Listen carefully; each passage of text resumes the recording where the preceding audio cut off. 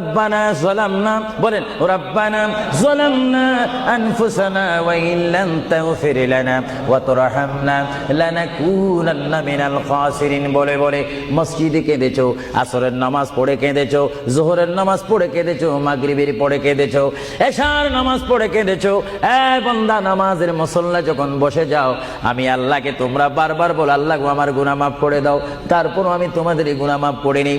তারপরও তোমরা নিশি রাত্রে, মানুষ যখন ঘুমে যায়, তোমার বিবি যখন ঘুম যায়, তোমার ছেলে যখন ঘুম যায়, তুমি নিশি রাত্রে ঠান্ডা পানি দিয়ে ওযু বানিয়ে নামাজের মুসল্লায় বসে তুমি আবার যখন ডাক দাও, রব্বুল আলামিন, পৃথিবীর কোনো মানুষ আমার গুনাহ সম্পর্কে জানে না, তুমি আমার গুনাহ সম্পর্কে জানো। আমি এমন গুনাহ করেছি আমার বিবি জানে না, বিবি গুনাহ করেছে আমি জানি না। আল্লাহ তুমি সব কিচ্ছু জানো। হে আমার প্রভু, তুমি আমাকে মাফ করে দাও। আমার আল্লাহ বলে, তারপরও যদি তোমাদেরকে আমি মাফ না করি, তারপরও বান্দা তোমরা আমার রহমতের দরজা থেকে ফিরে যাইও না।